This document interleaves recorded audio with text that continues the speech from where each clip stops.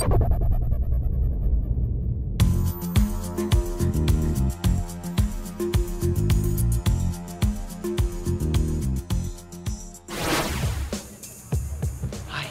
à tous et bienvenue dans Story Series saison 1, épisode 10. Aujourd'hui, l'acteur Finn Jones se confie sur l'après Game of Thrones. Le journaliste Benoît Lagan nous raconte comment les séries ont changé sa vie. Et on partage avec vous notre coup de cœur du moment, Tales from the Tourbus. À quoi ressemble la vie d'un acteur de série entre deux saisons? Ça ressemble à ça. Parcourir le monde dans des conventions, comme l'a fait l'acteur Finn Jones à la Comic-Con de Paris il y a un mois. Un acteur british qu'on a découvert dans Game of Thrones en Loras Tyrell, alias le Chevalier des Fleurs, un personnage ambigu à la fois fragile, frondeur et colérique. There's no such thing as someone being perfect. That doesn't exist. You know, we're all flawed, we all have contradictions, we all do good things, but we also do bad things.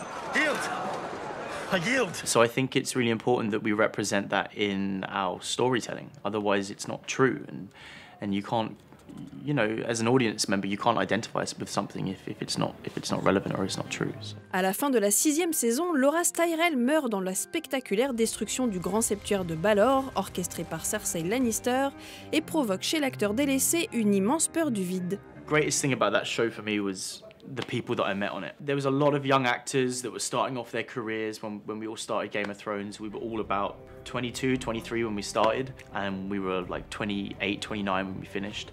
So we really went through those formative years of our lives together. And I think that's the greatest thing that I'm going to take from it, the friends that I made and the experiences that I had. Yeah, it was a wild trip. At the end of Game of Thrones, I was worried about working again.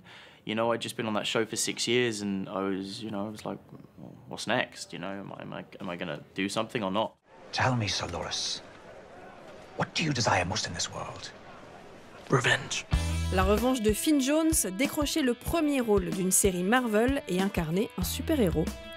I am the Iron Fist. What the hell does that mean? Un expert des arts martiaux en lutte contre le crime et la corruption, le genre de rôle qui fait fantasmer tous les acteurs bercés aux comics, à moins que... I was never a kid that wanted to be a superhero. Like that was never my thing. I never read comics when I was growing up. I think living in the UK, I don't think there was as much access to comics as you get access to as maybe in America. It wasn't certainly in my life. Hi, I'm Danny Rand. I've been away a long time. Let's go, you don't belong here. I'm Danny Rand. What makes these shows interesting and different from other superhero things is because we try and bring it down into the real world as much as possible. So really, I don't really play too much on the fantastical element. I don't see any of these characters as fantastical or as supernatural. I see them as real people with like souls and hearts and emotions and problems, and that for me, that's what's interesting. That's what gets my attention. The truth is, we're not so different. Après avoir enchaîné sur la première saison de The Defenders, dans laquelle Iron Fist fait équipe avec d'autres héros Marvel, Finn Jones pense à son avenir. Un futur qu'il espère sans étiquette de super-héros ni de chevalier. I like something that is socially relevant and intelligent and a bit edgy and has like a real like human touch. I like Broad City. I like a lot of like comedies as well. High Maintenance is really good. At the moment I'm watching Transparent, which is fantastic. I think one of the best shows on television. This whole idea of people and things getting labeled nowadays, I don't really think that exists anymore. Verrons-nous Finn Jones dans la saison 5 de Transparente? Nous, ça nous plairait bien. Cet homme mène une double vie. La semaine, il est chroniqueur sur France Inter et le week-end, il part sur les routes de France pour partager sa passion, la télévision. Il est le premier à consacrer un spectacle aux séries, dans lequel il mêle ses souvenirs et les personnages qui les ont accompagnés, de MacGyver au médecin d'urgence. Le résultat est un seul en scène plein d'émotions et de nostalgie qui prouve que les séries, c'est la vie. Est-ce que vous avez l'impression qu'il n'y a rien de plus intime que de raconter ses séries préférées au final ? En fait, je pense que toute forme d'art peut permettre ça. Ça dépend le lien que l'on a avec ça. En fait, c'est un art de la proximité et le fait de... C'est comme choisir des amis. Moi, quand je regarde une série, je me dis que c'est toujours comme quelqu'un qui sonne à la maison. Je lui ouvre la porte chaque semaine. Je lui dis, viens passer un moment avec moi, on va boire un verre ensemble et ça va être sympa. Si à un moment donné, il commence à devenir relou, je leur dis, allez hop, sors de là. Il y a des personnages qu'on croise et qu'on oublie, puis il y a des personnages qu'on s'approprie presque et puis qui nous conseillent, qui nous guident, qui nous aident et qui nous soutiennent. C'est qui ces personnages piliers chez vous ? Moi, c'est évident que les personnages de la série Urgence, et plein de personnages différents ont compté. John Carter. Yes, sir. Peter Benton. Que ce soit le personnage de John Carter, qui est de la même génération que moi, qui a eu le même parcours a priori que moi, c'est-à-dire que quand je l'ai rencontré la première fois en allumant ma télé, il entrait dans la vie active, enfin concrètement, et moi dans mon métier, je faisais la même chose à ce moment-là. Et puis, de fil en aiguille, dans Urgence, la rencontre avec Mark Green, parce que contrairement à un héros de série comme Carter, moi j'ai très vite trouvé la personne qui allait partager ma vie et j'ai eu très vite des enfants. Du coup, je me suis raccroché à d'autres personnes qui, eux, étaient plus mûres à ce niveau-là. Hi, Rachel. Hey, Dad, look! Aujourd'hui, je vis complètement ça avec les héros de This Is Us. C'est-à-dire qu'ils sont complètement dans des endroits ou des époques différentes, et pourtant dans leur rapport avec ce qu'ils sont, ce qu'ils doivent transmettre, et surtout d'où ils viennent, là ça résonne à fond chez... Alors je ne sais pas si ça résonne chez tous les humains, mais au moins chez les Occidentaux, c'est évident. It's complicated. It's something people say when they don't want to tell the truth. Est-ce que vous avez une scène culte ? Et est-ce que vous pouvez nous la raconter ? Comme si on y était. Moi, par exemple, une des dernières morts dans les séries qui m'est touchée, c'est dans Nashville, mais oui. Rena James. Voilà. Mais moi, je n'y ai pas cru. Mais elle meurt tout d'un coup. On ne nous prévient pas. On se dit qu'il va y avoir une tension, on nous a habitués qu'elle a eu des accidents de voiture, donc on sait qu'elle a été toujours entre la vie et la mort. Elle a été kidnappée, elle a tout eu. Voilà, elle a tout eu. Donc là, on se dit, c'est à nouveau, ils nous refont le coup. Sauf qu'elle meurt. On aurait pu penser qu'il y a plein de scènes dans l'épisode des obsèques qui auraient pu me toucher. Celle qui m'a le plus touché, c'est quand il y a son agent, celui qui travaille avec elle tout le temps, mais qui est vraiment le sixième rôle de la série. Il fait que passer, il a 2-3 lignes de dialogue, et puis voilà. Se retrouve juste un plan sur lui où il est couché sur le canapé et il pleure. Je me sens tellement moins seule de ma peine devant la mort de Rena James en Nashville. En plus, j'avais honte d'en parler aux gens parce que c'est trop la honte de regarder Nashville. Il n'y a pas de plaisir coupable. C'est beaucoup moins cool que de dire j'ai pleuré sur la fin de Rectify. Vraiment, c'est pas... Voilà, Rena James est morte, quoi. Ouais. I'm just gonna stay here for a bit. That's okay.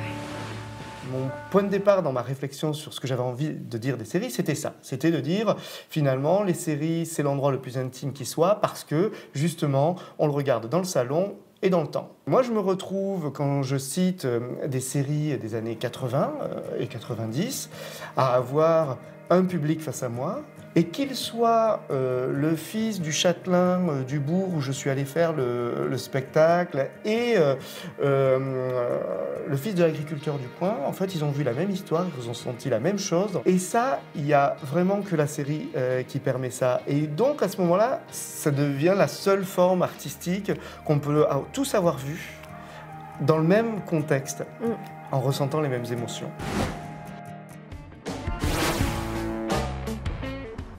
You don't like country music, do you? You think it's corny and twangy and kind of stupid? Well, you could be right.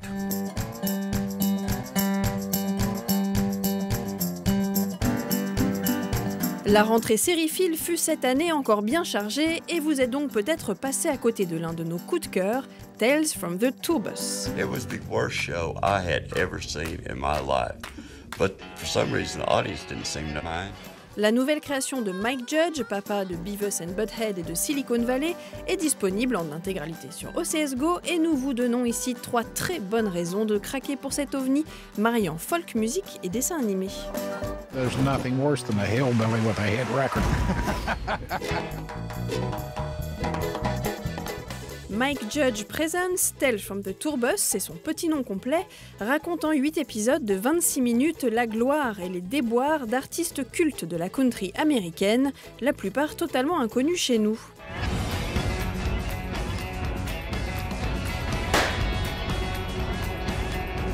Blaise Foley, Billy Joe Shaver, George Jones ou encore Tammy Wynette sont ici racontés par leurs proches ou anciens camarades de tournée dans des courtes scènes dessinées dans un style minimaliste qui n'est pas sans rappeler Beavis and Butthead.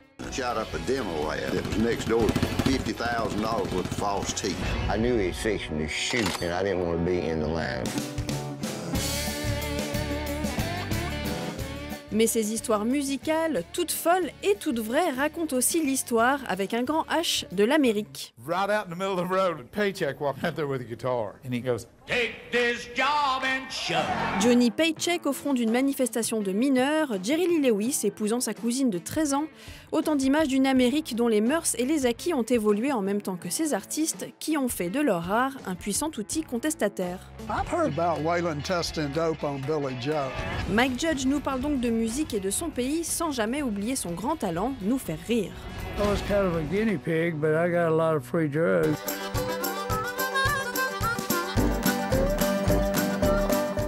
Car oui, on rigole de leurs déboires, de leurs extravagances, de leur audace et de leurs erreurs. Tales from the Tour Bus n'est pourtant pas une comédie, ni un drame, pas vraiment un dessin animé, ni un documentaire, mais tout cela à la fois.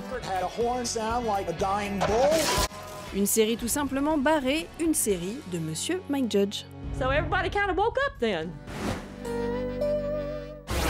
Cette saison encore, les séries d'anthologie sont partout, de The Girlfriend Experience à Channel Zero. Une anthologie, c'est une série où seul le thème fait le lien entre les épisodes et les saisons, sans personnages ni intrigue récurrent. Pour plonger au cœur de ce format hors norme, nous avons rencontré le journaliste Thomas Détouche, spécialiste cinéma et séries. Une anthologie, c'est un format, un angle et un auteur. C'est la forme la plus artisanale de la série. On casse le moule à chaque itération. C'est pour ça que d'une certaine manière, il y en a peu. C'est aussi pour ça qu'elles n'ont jamais été des blockbusters d'audience d'une certaine manière. Une anthologie, c'est vraiment un concept en soi qu'on ne peut pas vraiment répliquer industriellement. Bonsoir, je m'appelle Alfred Hitchcock. Les trois matrices de la série d'anthologie telle qu'on la connaît, c'est Alfred Hitchcock présente. Je crois que tout le monde s'en souvient, même dans son inconscient collectif. La quatrième dimension, qui est pour moi indépassable, bien évidemment, et au-delà du réel. En gros, c'est les années 50-60 qui ont formé la série d'anthologie telle qu'on la connaît aujourd'hui. Si elle a été un peu délaissée au fil des années, malgré quelques exceptions comme Les Contes de la Crypte ou Masters of Horror, l'anthologie est sortie du placard grâce à une poignée de petits bijoux diffusés ces dernières années. And how did that feel? Pour moi, il y a 4 séries qui ont remis au goût du jour l'anthologie. You ready? Il y a d'abord Skins, Black Mirror, True Detective et puis American Horror Story. American Horror Story, une anthologie signée Ryan Murphy qui s'est fait une spécialité de ce format et en a créé 2 autres, American Crime Story et Feud. Avec ces séries d'anthologie, Ryan Murphy en fait ausculte l'Amérique. Via l'horreur d'American Horror Story, il révèle les démons de l'Amérique. Via American Crime Story, il révèle en fait comment les affaires criminelles sont devenues des affaires médiatiques. Comment en fait cette société en fait se nourrit de ses propres crimes. Yes, because it is. Et Feud, c'est une série sur les mythes cinématographiques, les mythes de la pop culture. Donc Ryan Murphy, avec ses séries d'anthologie, interroge l'Amérique à travers sa pop culture. L'anthologie, c'est aussi l'occasion de draguer les stars de cinéma qui viennent s'encanailler à la télévision, un phénomène qui ne date pas d'hier. Dans les années 50, les séries d'anthologie étaient intéressantes aussi pour les spectateurs parce qu'en fait, il y avait les stars qui venaient dans ces séries d'anthologie, mais des grosses stars, hein, vraiment. C'était pas des emplois de second rôle dans des séries B. C'est David Niven, Joan Crawford. C'était aussi parce qu'en fait, ils venaient sur un épisode, ils récupéraient leur chèque et c'était cool. Et pour le téléspectateur, ben, pas besoin d'aller au cinéma. Je vois ma star dans ma télé. You ever see something like this? No, sir. L'avantage des séries d'anthologie pour les grandes stars, c'est qu'on leur dit « Ok, alors, ouais, ça va être quelques mois de tournage, c'est vrai, mais par contre, passer la première saison, t'es libre. » Ils peuvent faire une série qui est maintenant un vrai espace de création ultime aux États-Unis et en France, et c'est très bien, mais tu ne t'engages pas sur la durée. Des stars, des histoires denses racontées en quelques épisodes et un univers visuel solide, voilà ce qui fait la force de l'anthologie. Story Série, c'est terminé. La semaine prochaine, on dit adieu à un village français avec ses créateurs. On décrypte Breaking Bad avec un prof de scénario.